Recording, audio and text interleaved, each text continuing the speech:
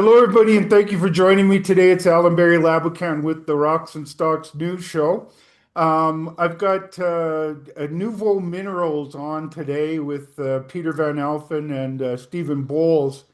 And this is quite a exciting company that they've got. It's got a very large land package, and it's in Quebec. It's in a historical mine. It's got all the mining infrastructure there, and it's prospective for both base metals, copper specifically, and precious metals, gold.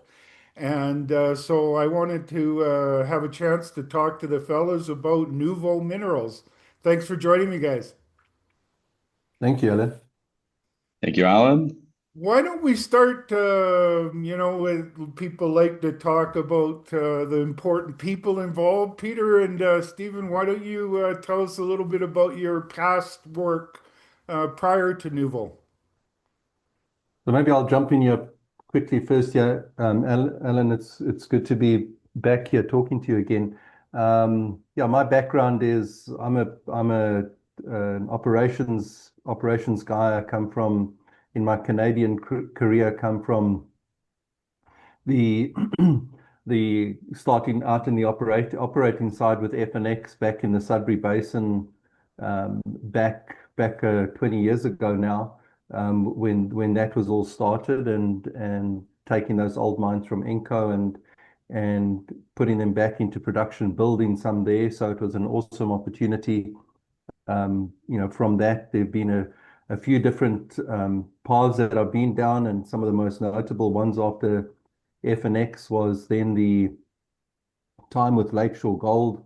Again, the sort of lower grade type assets, but when you operate them right, you can make a huge difference, and you can actually make them very successful. So we had the operations in Timmins. We were acquired by Tahoe, and when they came in, I remained on there and ran the Canadian operations for them. And then after that, we sold those assets to Pan American, and then had the opportunity to move on and actually work with Ewan Downey and the Premier Group. And it was, at that point, that was actually the in some ways the start of where Nuvau came from, because the Nuvau came out of essentially after Premier was sold to Equinox. Is Steve Filipovic, our CFO, and myself, we chose not to join the I-80 team, but we stayed back here in Canada looking at a couple of other things. And then this came along, and so it was a perfect opportunity to get back into something. It's underground mines. It's almost like that FNX story, but in Quebec. So, the Quebec people will say that that's a better FNX. Yeah, there you So, go. And when and you was FNX, did it have all the mining infrastructure like you that Matagami has? A little bit of both, Alan. I think, we had at the Levack mine, we had, that mine had been going, I think, since the 1920s, 1929, if I remember correctly. And then that was all the way through to the Podolsky mine, where I remember walking through the bush there, picked a spot, and we said, we're going to sink a shaft here.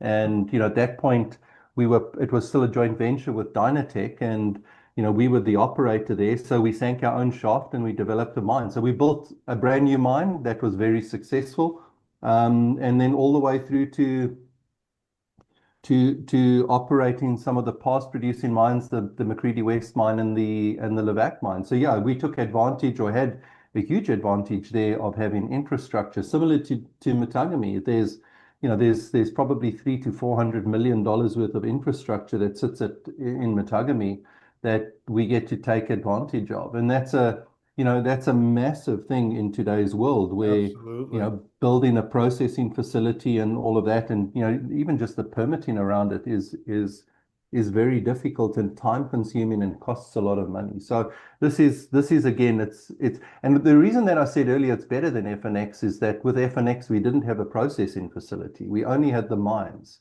right? And Okay. so we shipped run of mine ore to the Clarabelle mill, and then we you could argue we were losing value from that point. Right. Now, with this, we would produce the concentrate, and we would then have an offtake agreement with Glencore that we would then ship the concentrate. So we get that added downstream benefit from being able to own and operate eventually the mill as well. Perfect. Stephen, how about your past? Absolutely. So great to be here with you, Alan, and your audience. My background is very much in mine finance and private equity and mining. So currently, I'm a managing director at Nuvau Partners. So we've got over 40 credit transactions completed in the junior mining sector to date. And also, I used to run a private equity fund for the Quebec government. So I'm a Quebecer, so I'm very proud to have Nuvau take on this challenge of developing the Matagami mine.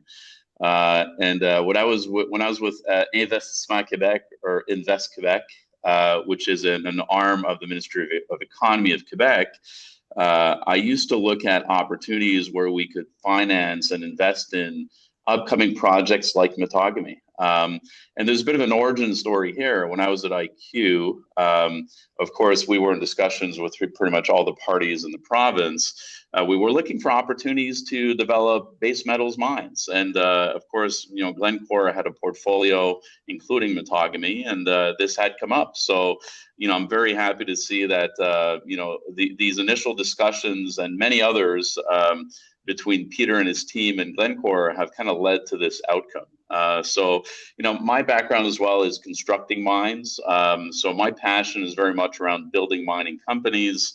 The financial side is important, but also the ability to construct and develop, which Peter brings to the table. But I used to be a project director on the Côté Gold mine in Northern Ontario, project director on the Cobre Panama mine as well. And also I was operations manager at the Raglan mine in Northern Quebec. So always around developing mines and operating mines, and very happy to be part of the group here at Nuvau to bring Matagami online. Well, you really couldn't have a better province than Quebec or better jurisdiction probably anywhere in the world. And you really guys hit the ground running with a mine already there. Yeah, I think Absolutely. And look at, oh, no, go go ahead, ahead, Peter.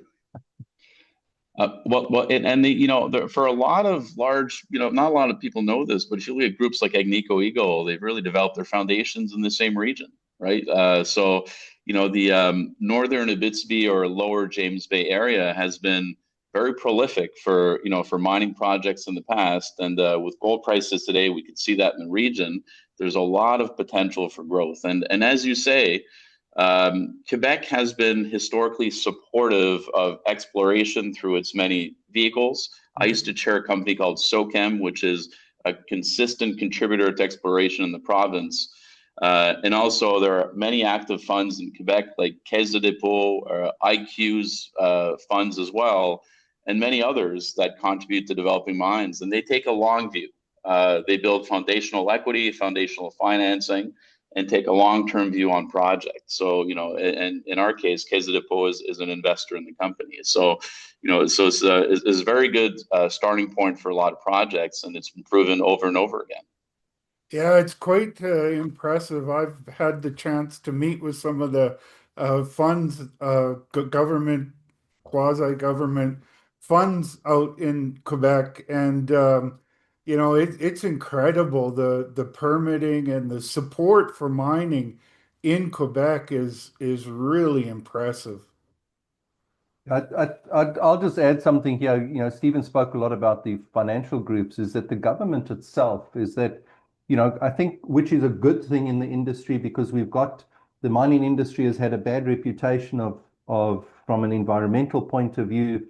There's not a great history that we can look back at. But so there's no free ride in Quebec. But the thing that makes it, having worked a lot in Ontario, and if I just compare those two, is that people laugh at me when I say this, is that in Quebec, the government guys answer their phones. They respond to emails, right? And I'm not talking about 3 weeks later. I'm talking about quick responses, whether it's, the minister, senior people within her staff, or deputy minister, or people that are, engineers that are working there, is that we get a response from them. They're open to working with us, and there's unequivocally support that comes from them. I was talking to the deputy minister last week on Friday, and again, his opening lines in there was, "We are 100% behind what you guys are trying to do." So, this is a government that, they really do literally put their money where their mouth is.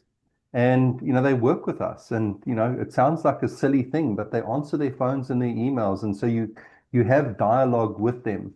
They are truly interested. And the local community there, I was talking to the general manager of Matagami yesterday, and, I don't know, he can't get us back there fast enough. It's not that we've got this is not a case of where we're trying to get social. We don't have to worry about trying to get social license. What we have to do is almost try and manage the expectation of the local community that, from their perspective, is nothing is fast enough, right? Get it going again. And so, it's a great place to be. From that perspective, it really is. I agree with you, Alan, is that I think Nevada comes high on that list there, that I forget who does that list. But as an investment opportunity, I think they're wrong. It's, Quebec is definitely up at the top of that list in our view. Yeah, and Nevada is not cheap to work there these days. I mean, I'm hearing that all-in costs for drilling are like $400 to $500 all in a meter.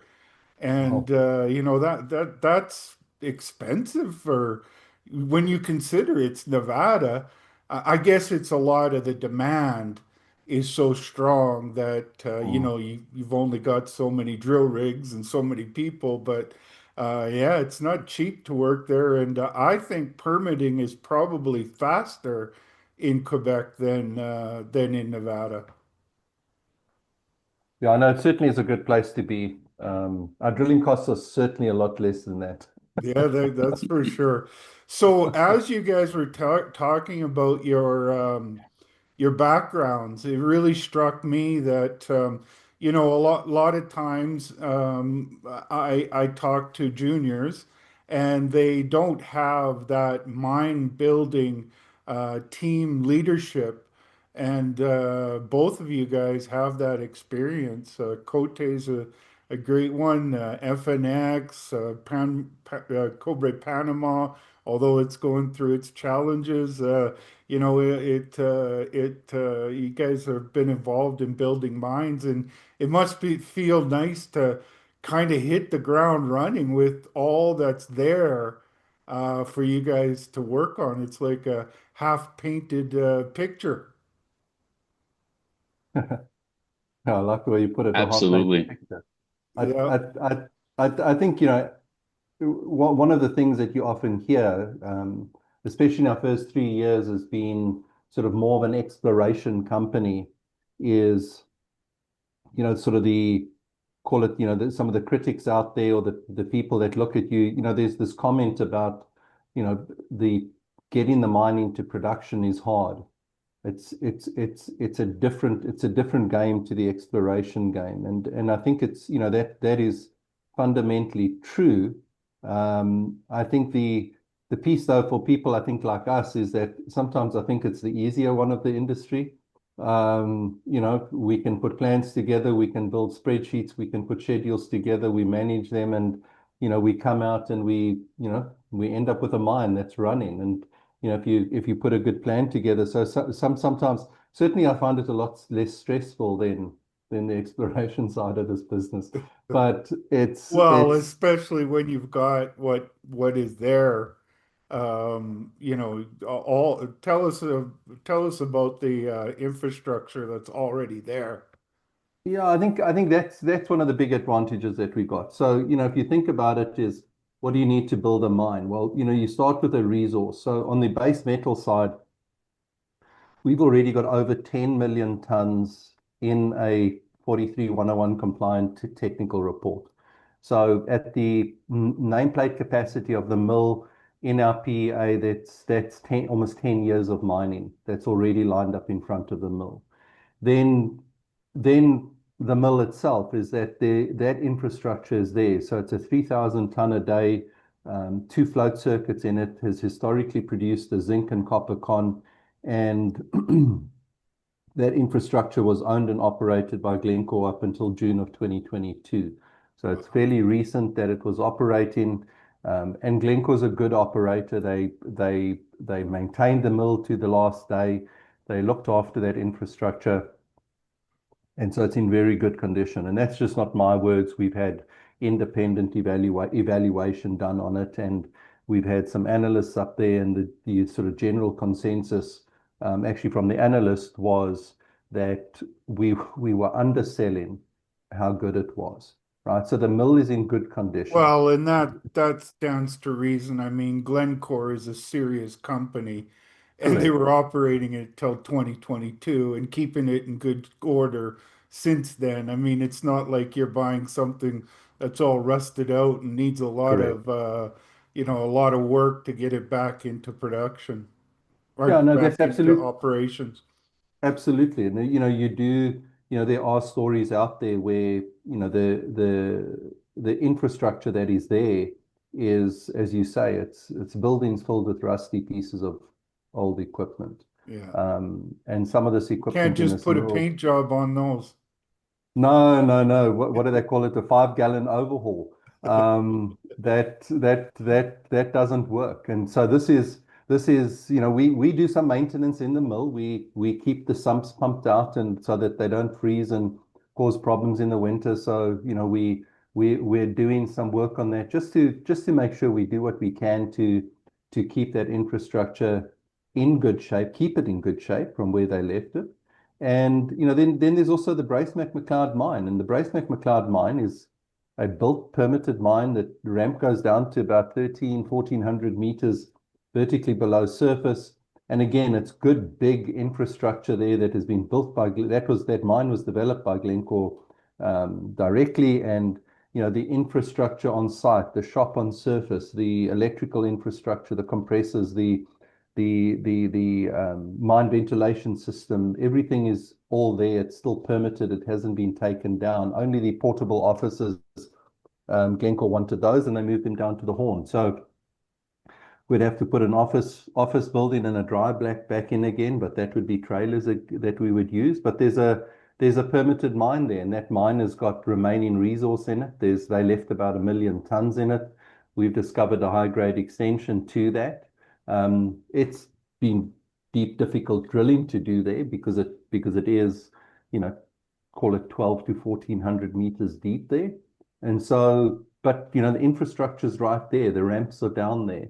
And so, we have access to that mine as well. And as I mentioned, it is permitted. So those are pieces there that certainly work in our favor. We don't get some infrastructure, and that's also a good thing. The infrastructure we don't get is the tailings, right? And so the tailings there is that, again, this was built in the 19s. They started there in the early 1960s when the mine started, and they, like a lot of the mines at the time, they took the tailings and they were pumping them into a lake next door to the mill, and that became the tailings facility there. And it's got 60 million tons in it. It's almost full in its current configuration, and it has a very large liability on it. The reclamation costs of that will be high. Modern day, a newly engineered and permitted tailings facility, I think you can, and this is no reflection on Glencore whatsoever. They bought it as as it is. But the reclamation costs of a new facility will be significantly improved, I believe, relative to that one. It's almost full. It comes with a big hundreds of millions of dollars worth of liability. And with our agreement with Glencore is that we can leave with Glencore. So they keep it, they keep that liability, they're responsible for the closure of it. Wow. And so that's a huge opportunity for us. So not having that infrastructure is of huge value to us. And we've started Better for you permitting. guys to build your own and not have to worry about the Correct, reclamation of that tailings, correct, correct. right? And then it's everything else around there, right? It's the roads, it's the fact that there's roads not just close to the property, onto the property. There's power, there's access to water. The town of Matagami was built. Actually, I found this out just yesterday. The town of Matagami was always historically, apparently, was operated with a view that, once the mine ever closed down, is that the town closes down. But, it was built for the mine. Wow. And it's not the case now. They're doing an amazing job at trying to build. They put in infrastructure there for handling all the lithium that's going to be coming down from the north and getting it onto rail cars in Matagami.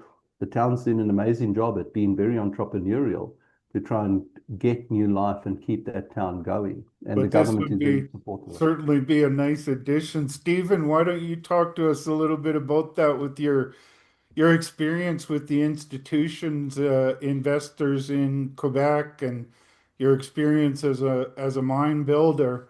Talk to us a little bit about the advantages community-wise and province-wise regarding support and enthusiasm for bringing this project back. Well, it's not even that old. Only a few years ago it was in production. So talk to us about that, Stephen. Absolutely. Look, I'd say, and I've looked at many projects from a due diligence perspective and also developing projects and, how you engage stakeholders, including communities and the government, is a key piece to long-term sustainability. These relationships kind of forge essentially the durability of a mine plan. And what's interesting in this case, we're walking into a very good situation. The government has a broader strategy to develop a battery metals value chain in Quebec.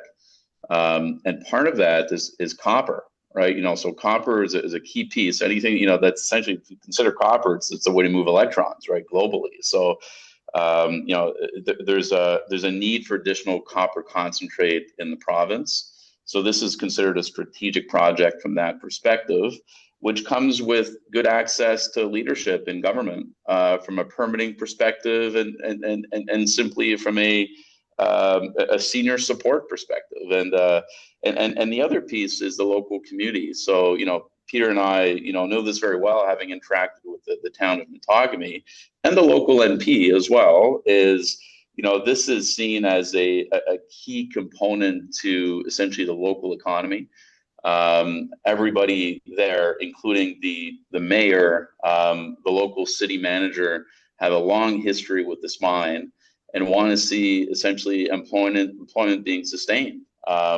So that's that comes with, of course, a little bit of support when it comes to securing government support.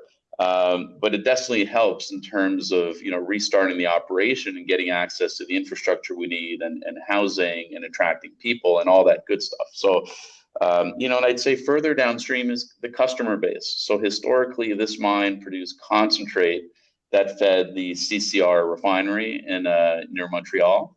But both CCR and the Horn smelter are potential customers of this concentrate.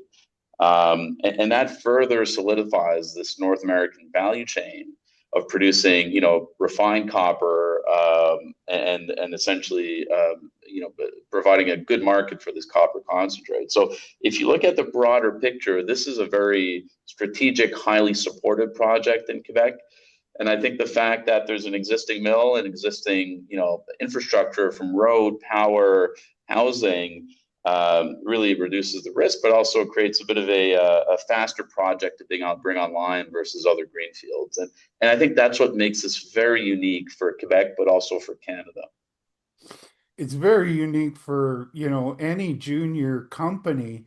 That's often the capex cost are often what causes juniors to have to sell out to majors because they just don't have the ability to build it. As you were talking, I was thinking, well, they don't have to really go to the Quebec government to help with the institutional investors there. to help with the capex. The capex is pretty much looked after, and that's a very unique situation. You said it. I mean, as a rule of thumb, typically when we look at, greenfield mining projects, you'll say like a third mill, a third infrastructure, and a third mine, right? So, it's rough rule of thumb, but you could think that it's a significant portion of capital and execution risk that's taken care of, right? Right. And the lever to net present value in a project like this, you don't need to have 100 million tons of ore to actually get good feasibility here. You can get a smaller ore deposit and actually grow it over time and make it very, very feasible. So I think you're right. I think this is often a bit of an overlooked component, but in our case, this was producing 2 years ago. So it's very much usable infrastructure that significantly de-risked the whole project. Right. Well, that's exciting too because there's another hurdle for a junior is they've got to find something big to cover the capex. And these days in copper mines, that capex is usually starts with a B, a billion. And you look at a little junior, that's even a bigger junior. That's a big capex that they hurdle that they can't overcome. So they sit and in that Lassonde curve of the development discount window, they sit in there for a long time. You guys are pretty much through that, well, are through all of that development discount window, and you're sitting at something that I get excited about, which is I call it the sweet spot of the right side of the Lassonde curve. You're right in it. And that's what happens before the right side, the run up in the right side of the Lassonde curve. And Absolutely. It's a good point. And one thing there that I'll throw in, you brought up the Lassonde curve there, Alan, and from our last conversation we had a couple of months ago, you and I got a very strong sense of your excitement around gold, and it was sort of fairly obvious. But I think that's the piece when you talk about the Lassonde curve. You're right, is that the Matagami, call it Matagami base metal, sits coming through that dip and now on the rise there. But from a gold point of view, we're on the other side on On the left of side the of the way. Lassonde curve. Correct. And so, yeah, maybe one day we'll come up with a Bowles von Alphen curve, which will show how you superimpose those two together. But I think that's again the part of the untold Matagami stories. Everybody knows, it's a world-renowned, it definitely is a world-class asset in base metals. But the gold story has not been told. Well, I'm very bullish on gold and copper, and metals. I really think that we're on the start of a metals bull market that is going to be similar and maybe better, longer lasting, and more powerful than the one from 2001 to 2011. The fundamentals of both copper and gold are pretty tremendous. They both suffer from a long period of underinvestment in exploration that led to important discoveries. The high quality development projects are, that cupboard is pretty bare. And this sort of has the supply chain of both copper and silver and gold broken. And so, that's very exciting when you have a project that can, be in various stages of the Lassonde curve and ultimately to help grow the company into a much bigger company. I think one of the things there that, and as a South African, I don't like often being referred to as an Australian, but we often, fairly often people will say, what we're trying to do here is, a little bit Australian-like, and that's taking the fact that we've got both base metals and for gold. We've got this incredible exploration opportunity, but we've also got access to this infrastructure. And it puts us in a position that by being able to leverage that infrastructure, the resource that we've got there, get that into production, get it generating revenue, is that we're able to then go and fuel that front end of the Lassonde curve, right?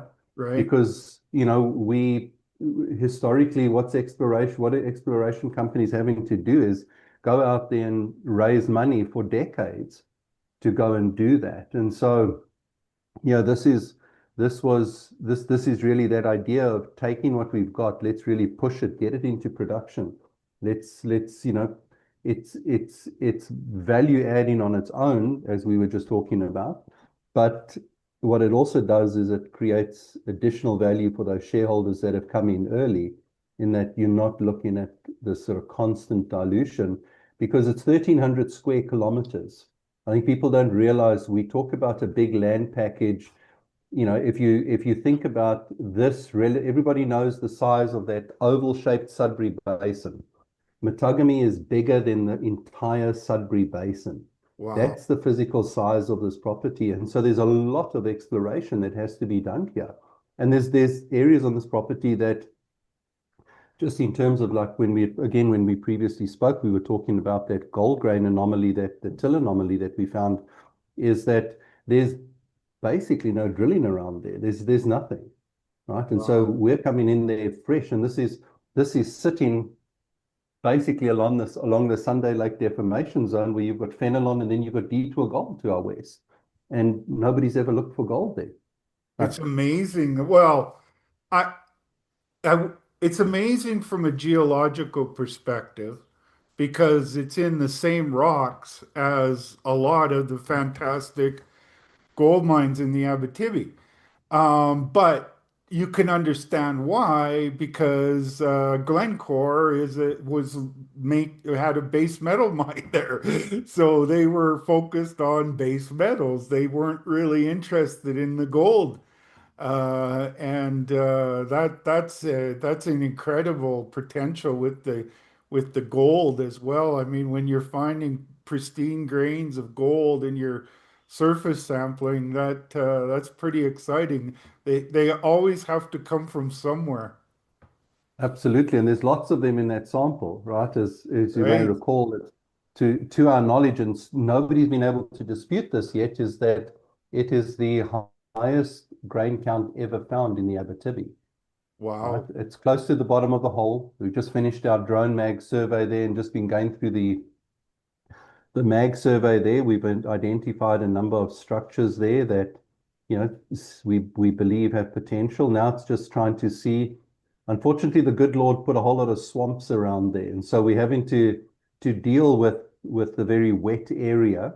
But we've identified a number of places there where we need to go and test. We've got no diamond drilling to look back on and say, what, even because we've got areas on the property where, they were drilling for base metals, and, you're drilling through some of this rock.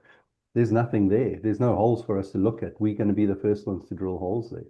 So that's Well, exciting. as you're describing that, it reminds me. I spent a good portion of my career in diamond exploration.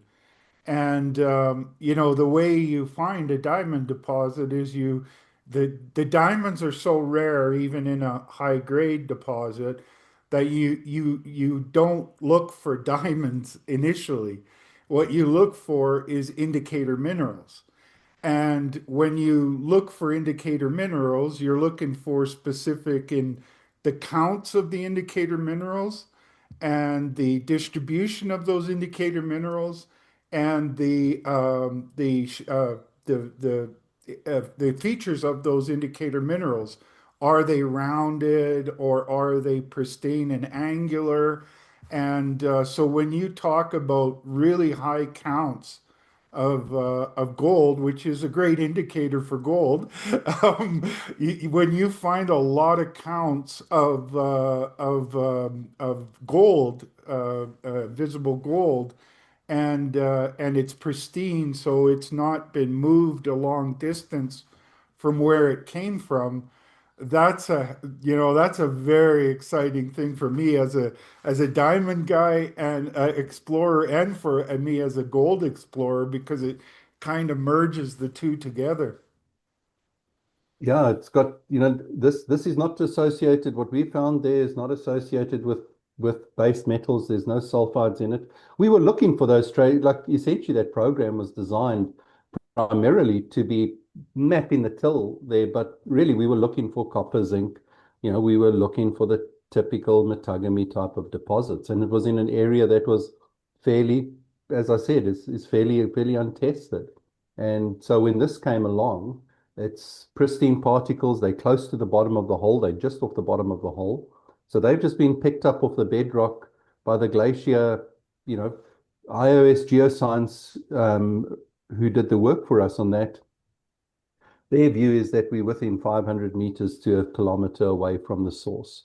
And, then there's a few meters of this, and we talk about 2,000 grains plus per 10 kilograms of sample. But the way, and again, I'm just a dumb mining engineer, is that there's 2,000 grains. There's a boulder that we drilled through of about a meter, and then you had another nearly 300 grains below that.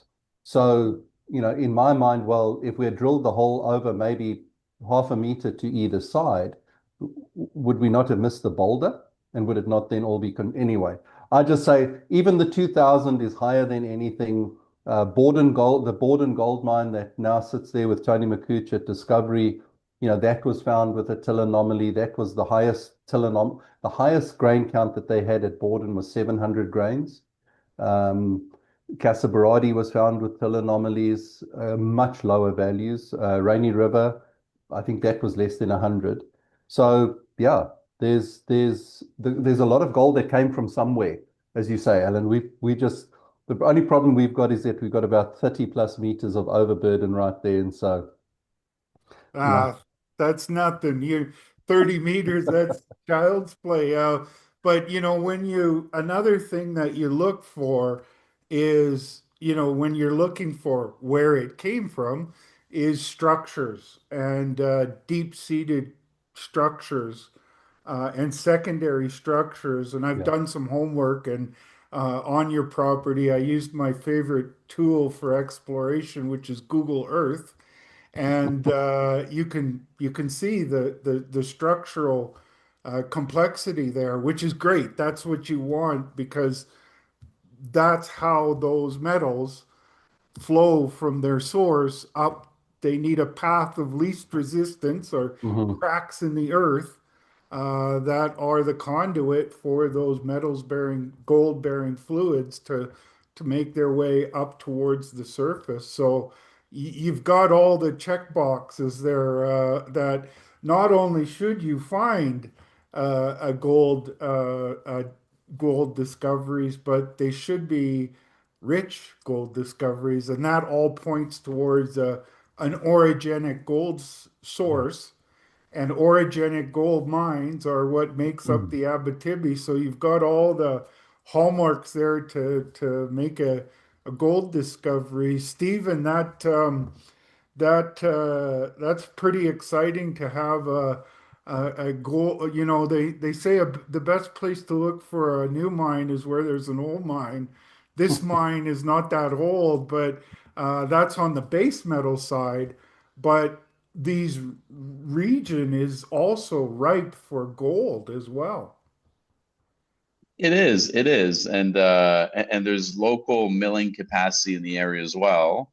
And the history has shown in this specific region, those who do explore for gold eventually, eventually hit and develop commercial mines. I mean, there's lots of examples in this specific market. So, and I think, as you said, what gives us a bit of an edge here is this was historically owned by base metals businesses. They had really very little interest in gold to no interest in gold, which gave us really a good legacy with the Matagami mine, which is a big part of this story.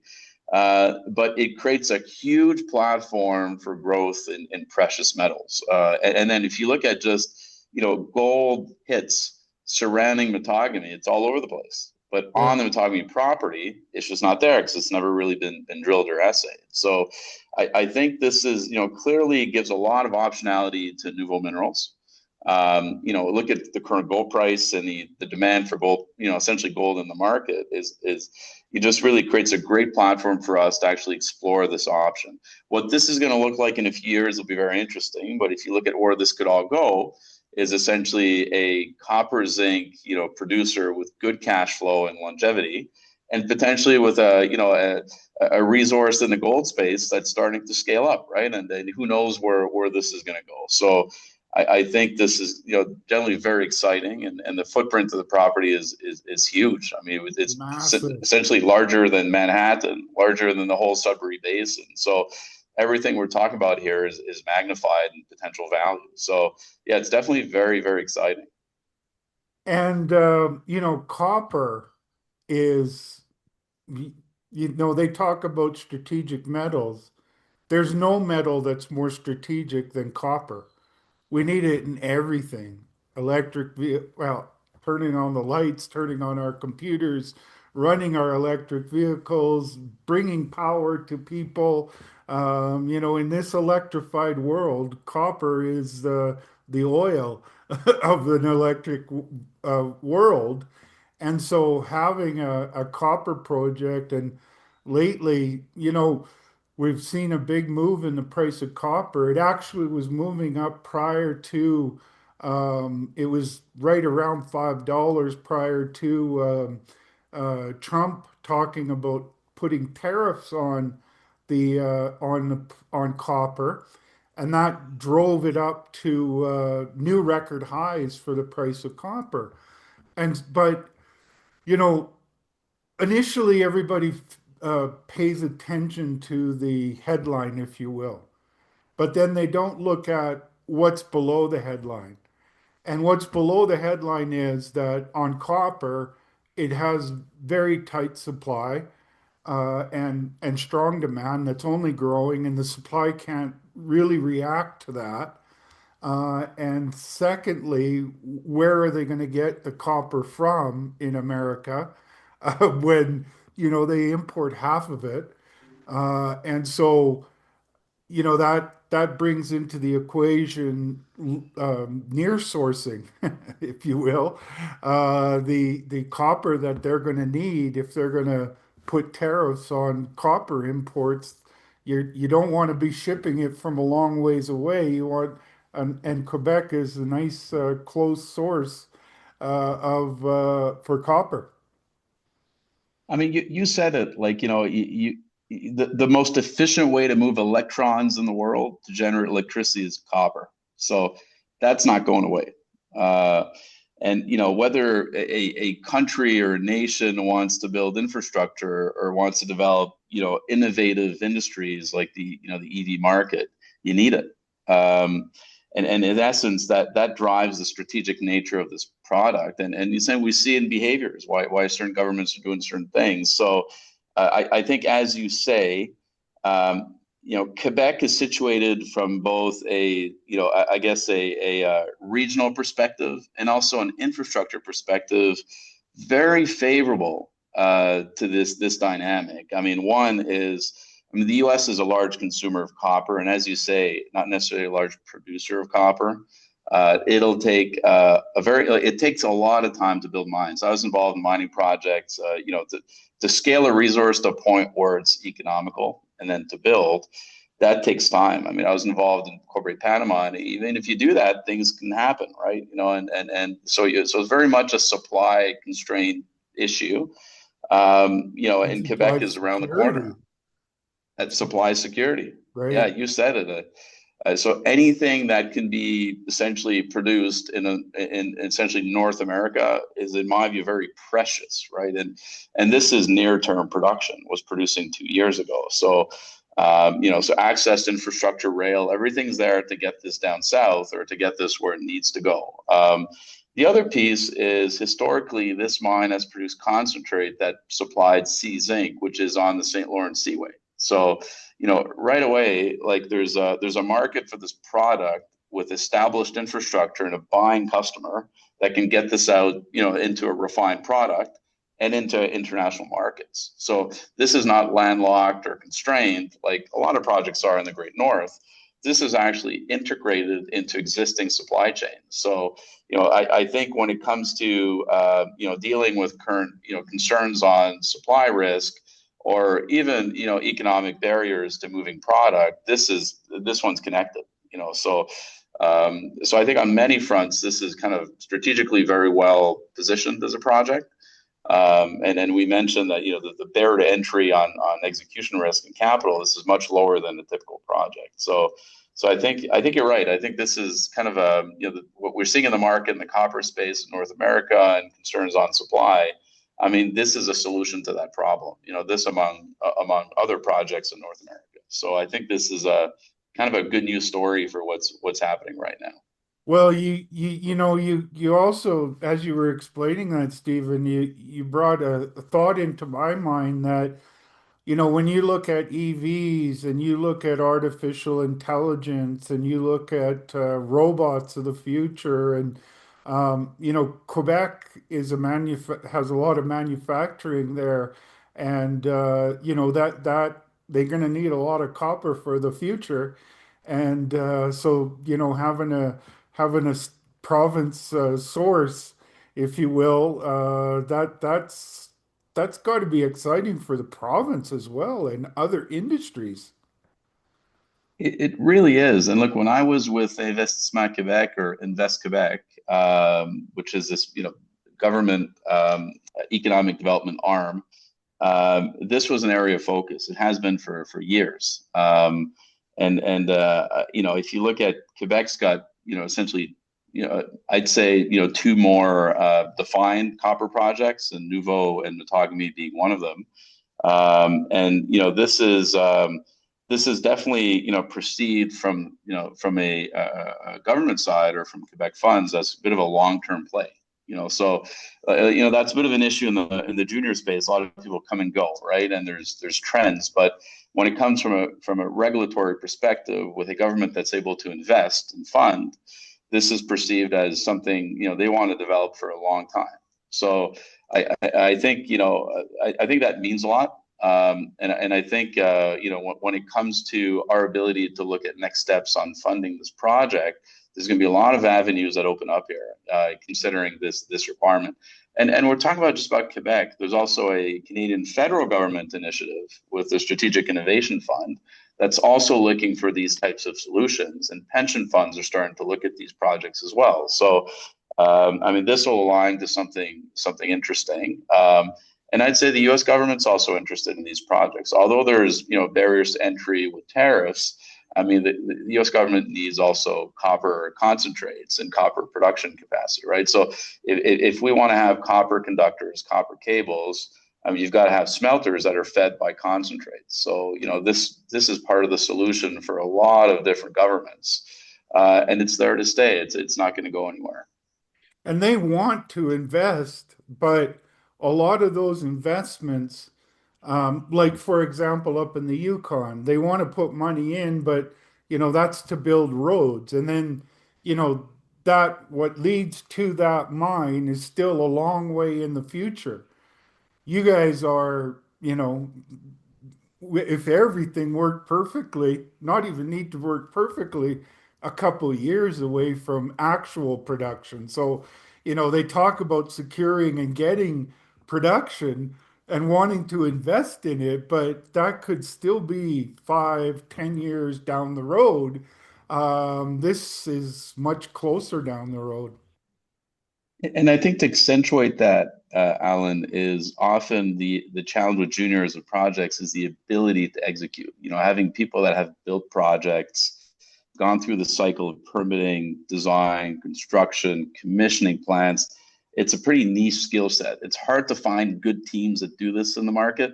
Yeah. And Peter has all this experience, right? We've been through this many times. So not only we have this ability to essentially get near-term production, we have the people to execute on it as well, which I think is what makes us really unique. Right. Well, Peter, and I was gonna I'm an exploration guy at heart, and of course I like the path of the second side of the Lassonde curve. That excites me as well. But as far as an exploration project goes, this is amazing. I mean, one of the things they always say is to look for a new mine where there's an old mine. But then going beyond that, structures are really important conduits for metals, base and precious. And this project is sort of situated right between two really important deep crustal structures, sort of bounding the north side of the project and the south side, and then structures coming up throughout it. And so, I learned of Nuvo from my good buddy Ewan Downey, who's involved with the company. And, Ewan, if he's given you advice on exploration, you really couldn't have a better guy. I mean, Greenstone, he found Greenstone, and now that's becoming one of Canada's great gold mines. And he's he's he knows how to look for gold and base metals. And so, how much does in your growth profile, how much does exploration mean in the near term, and what are some of the catalysts? I think in terms of, yeah, exploration is going to be part of the Nouveau story for decades to come, right? Just simply because it's not that we're sitting with a relatively small piece of property. If I draw a comparison to maybe somebody who, a company that has been quite successful is somebody like Foran Mining, right? They've been very successful in great creating value there for their shareholders. Foran, as far as I can recall, and I believe the number is around about 200 square kilometers of land. We've got 1,300 square kilometers. And a lot of this go out to the west. Again, you're sitting up in what we call the Danielle Belt, where you've got Sunday Lake Deformation Zone coming across through the north. This is a relatively unexplored for anything, for base metals or for gold, out to the western side of the property. So, exploration is going to be a big part of our story going forward. Our intention here is to with Glencore, we had committed to look for base metals for the first 3 years, and we've done that. And so really gold was never really as I said earlier, is that we weren't even looking necessarily for gold when we found it in the till. But it really has now become a big focus for us to take our exploration program and start looking at the gold side of this now as we move forward and continue to explore.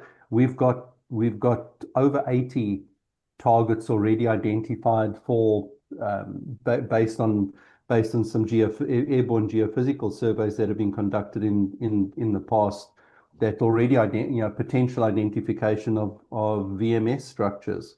So we've got a lot of targets for base metal as well. We'll focus right now, I think, probably more lean towards the gold right now. We've already got over 10 years of resource available to us on the base metal side. So, again, thinking Lassonde curve, right? Where does the value lie for the shareholder? I think my view certainly is that there's probably a lot of value that's going to lie in that gold exploration side. So keep the other Pete, get out of the dip on the Lassonde curve, work towards getting this thing into production. Do that in the background while we continue now to explore for gold and demonstrate what I think, geologists, exploration guys that have spent their entire careers in that region will, this is not me being promotional here. This is very smart geologists talking, is that, there has to be gold there, right? It doesn't make any sense that there isn't. That's Sidex, before you even found oh, gold 100%. grains, the structural, the age of the rocks, the amount of orogenic gold mines that have been found in the Abitibi, this everything, you kind of put it all together and you say, well, Matagami, that 1,300 square kilometer project right there, that's a good place to start. And then you guys Yeah. found all these gold grains. That's tremendously exciting. Yeah, I think, if you, one of the, we haven't actually mentioned them, but one of the Quebec groups there that help finance these type of, companies like us, Sidex typically goes and puts money into exploration projects there. And one of the lead guys there from Sidex, he refers to Matagami as being the hole in the donut. And, it's just there's a void there, and it's not a void because there's nothing there. It's just, well, you never looked for it. Right. And so as we continue now to, whether it's through the work we're doing or even looking at past work there, is that not far from our um, from where we found the gold anomaly in the till. There's a grab sample there that was taken by, I believe that was Newmont back in a few decades ago, but that was nearly 38 grams a ton, right? And there's other examples of that as well. Further over to the east, there's an area. It's actually a few claims that we purchased from through Maritime Resources called Thunder Mine. And Thunder Mine, they were drilling, they put 3 or 4 holes into following up on a copper, a hit that they had in copper back in the early 80s. And there's 3 holes that intersected quartz veins with gold. Never followed up on. No. And so there's all of these, even in and around some of the past producing mines. There's believed to be some gold around there. So, there's your going back to your question, Alan, is that, exploration is going to be a big part of the story going forward, because I think we haven't even spoken about some of the other pieces there. There's tellurium on this property, right? Talk of another Wow. critical mineral. There's tellurium here of a lot higher concentration than you get in a lot of other places. We think we're one of the highest. Some of the past producing properties or past producing mines on this property could have some of the highest grade tellurium associated with them of anywhere on the planet, right? Wow. And so there's all of this other piece around here. We haven't looked for diamonds yet, but who Ah. knows? We'll get you to come and help. Oh, I've got diamonds are a disease. You don't want to get that disease. Mine's in remission right now, and I plan on keeping it that way. Well, it's when you talk about that, it kind of goes back to, what you look for as the fundamentals of an explorer, structures, the right age of rocks. And it's not coincidental that, this is prospective for both orogenic gold deposits plus, VMSs are very exciting because they come in clusters as well. And looking for more in that cluster is quite exciting. So, you never know what you can accidentally find there. And those pleasant accidents are how a lot of mines were found in Canada. So I like the sounds of you weren't even looking for gold, but it looks like you have some there. Stephen, you have to run. Is that you got to go? Did you have a I do. I've close, got another call. you got a closing comment for us, and I'll wrap it up with Peter? Absolutely. Look, I think Nouveau overall is a very exciting opportunity in terms of near-term copper zinc production, proven production with a recent history of delivery. Also, from a risk perspective, very attractive with a lot of existing infrastructure. The existing mill, very well supported by local stakeholders, which will definitely facilitate the permitting of the mining side. And of course, a huge land package, the size of, larger than the Sudbury Basin, the size of Manhattan, with a lot of potential in precious metals and other metals, which we're going to look to explore. So very excited to be part of the story, and I'll leave you in good hands with Peter. Well, you ticked off all the boxes that I like to hear about, Stephen. So have a good day, and I'll finish up with Peter. Thanks, Stephen. So, Peter, Sounds good. is- Thank you very much. yeah, take care, Stephen. So drilling, that's the next catalyst, obviously. When do you think you're going to be doing drilling? Is this more of a wintertime situation where the ground freezes up nicely and you can move things around there? Yeah, I think as we in particular on the well, even on the base metal side, certainly most of the targets we've got are, Matagami's always been a winter drilling season there. And there's a few of the targets there that we are now looking at from a gold point of view that again we need winter conditions. Although, as we finishing the analysis of the mag work that we just did there is, to see whether we can get creative in terms of of getting some drills in there earlier. And what we've been able to do in the past is sort of into Q4 is when you've had sort of gets to the end of summer is that certain areas start drying out. And so, we're able to get in places a little bit earlier. So we're busy working on that right now. And then the intention is to actually get back in and get the drills turning again and So you start could looking have at. something towards the end of the summer, even or early fall, Correct. Correct. right? Yeah, we'll take advantage of, like some of these. I was just talking to our geos yesterday on some of the prospective areas, the structure that we've seen around that gold anomaly is, we decided yesterday, right, let's start sort of long permitting process in Quebec, but let's just start getting all of those. Let's get ourselves optionality there, and as we can see how we think we can get clever and creative in terms of being able to, looking at some old forestry roads and things like that, where there's potential of getting a platform and, getting some of that work going sooner rather than later. So, I'll be cautious and say that, it'll be later in the year, but, don't be surprised if there's something that comes earlier than that, just simply because we'll find that opportunity we'll find that one rock, that one outcrop, and we'll be able to go and put a drill on top of it. There you go. Well, it's when it comes to geophysics, they are very good at identifying structures. And, there's a distinct east-west one there, but in these orogenic gold systems, it's also the cross-cutting secondary structures that are important. So if you find some good cross-cutting structures near that deep structure close to those grains of gold, make sure and drill that and I'll and tell me about it You- because I'll get very excited.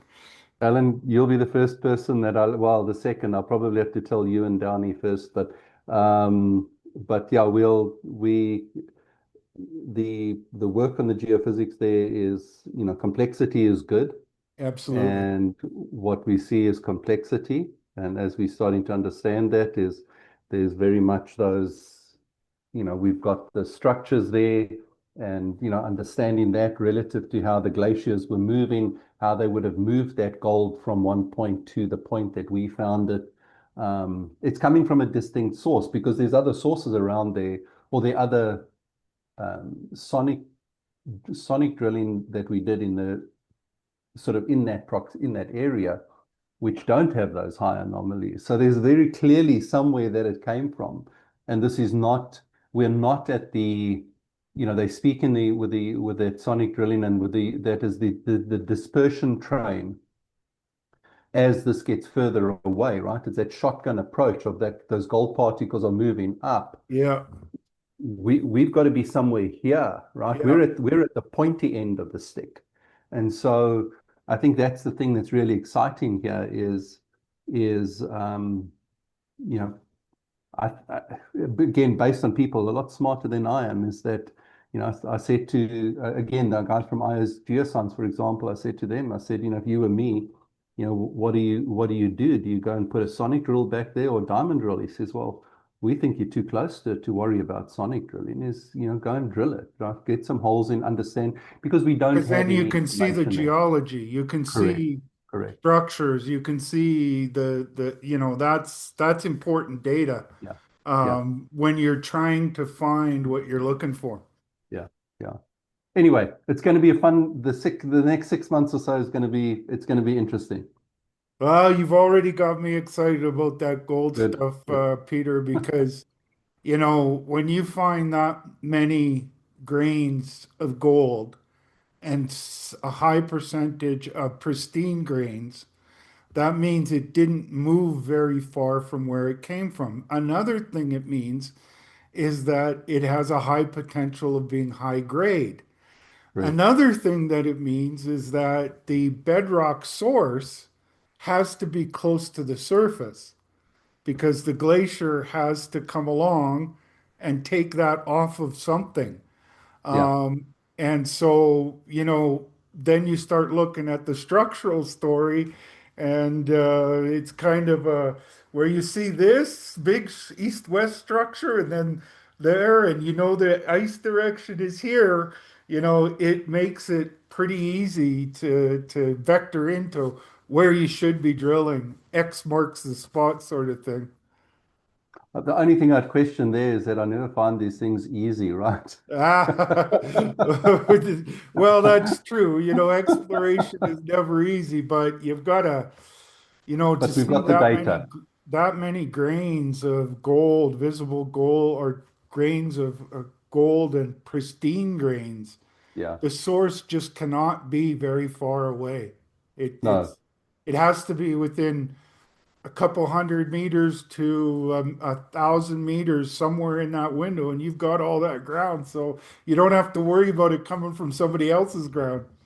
No, no, no, no. It cannot do that. Yeah, I've often sat typically at night thinking of what this must have looked like, right? Of thinking about the glacier moving over the source.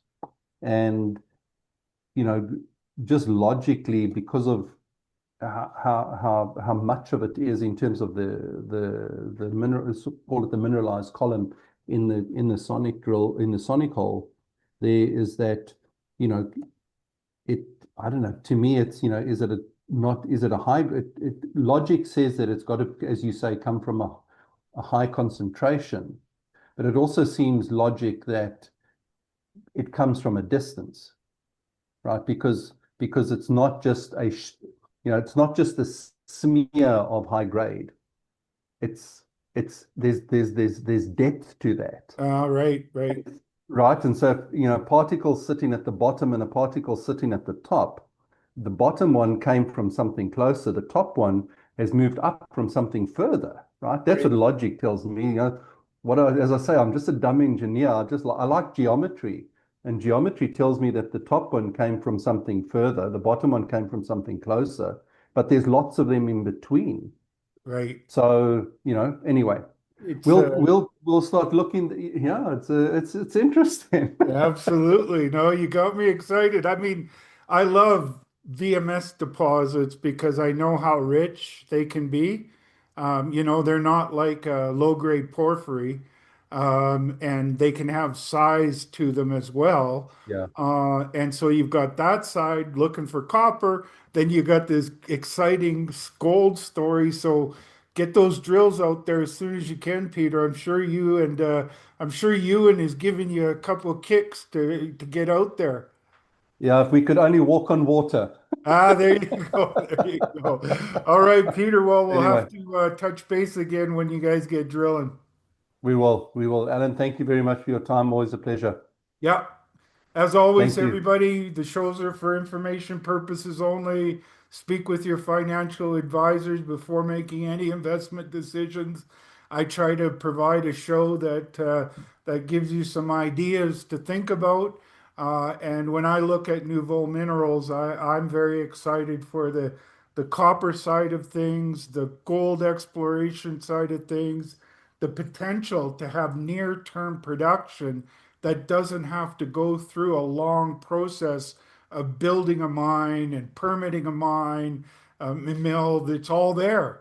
And it's a huge land package, and they got it from Glencore, who was only interested really in base metals. So they really tick off every box of a junior that I think could grow into a much larger company in a short period of time.